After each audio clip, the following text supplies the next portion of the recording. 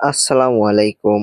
আজকের ভিডিওতে ২১ নভেম্বর ২০২৫ তারিখের সবথেকে গুরুত্বপূর্ণ ১০টি সাধারণ জ্ঞান প্রশ্নোত্তর নিয়ে আলোচনা করব, যা আপনার প্রতিযোগিতামূলক পরীক্ষার প্রস্তুতিকে এক ধাপ এগিয়ে দেবে। বাংলাদেশের প্রথম জিআই পণ্য থেকে শুরু করে বিশ্ব মেডিটেশন দিবস সম্পর্কিত সবকিছুই থাকছে আজকের এই ভিডিওতে।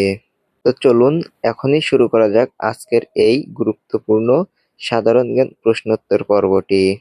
আর আজকের কুইজের উত্তর কিন্তু অবশ্যই কমেন্ট বক্সে জানিয়ে যাবেন। যদি ফেসবুক পেজ থেকে আমাদের ভিডিওটি দেখেন অবশ্যই ফলো করে দিবেন, আর ইউটিউব চ্যানেল থেকে দেখলে সাবস্ক্রাইব করতে ভুলবেন না। Video is start now. বাংলাদেশে যুক্তরাষ্ট্রের নতুন রাষ্ট্রদূত মনোনীত হয়েছেন কে? সেন্ট ক্রিস্টেনসেন বাংলাদেশে যুক্তরাষ্ট্রের নতুন রাষ্ট্রদূত মনোনীত হয়েছে। সরকার প্রথমবারের মতো কোন ধরনের ব্যাংক প্রতিষ্ঠার উদ্যোগ নিয়েছে? ক্ষুদ্র ঋণ ব্যাংক প্রতিষ্ঠার উদ্যোগ নিয়েছে সরকার।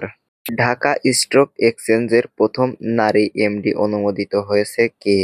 নুজহাত আনোয়ার প্রথম নারী এমডি অনুমোদিত হয়েছে। হরমুজ প্রণালী কোন দুটি সাগরকে সংযুক্ত করেছে? পারস্য উপসাগর ও ওমান সাগরকে হরমুজ প্রণালী সংযুক্ত করেছে।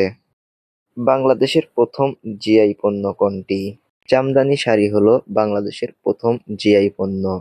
১৭ নভেম্বর ২০১৬ সালে জামদানি শাড়ি জিআই পণ্য হিসেবে স্বীকৃতি পায়। বিশ্বের দীর্ঘতম মোটরযান চলাচলযোগ্য রাস্তার নাম কি? প্যান আমেরিকান হাইওয়ে, যার মোট দৈর্ঘ্য ৩০,০০০ কিলোমিটার। স্কুল মোবাইল ব্যাংকিং কার্যক্রম বাংলাদেশে শুরু হয় কোন সাল থেকে?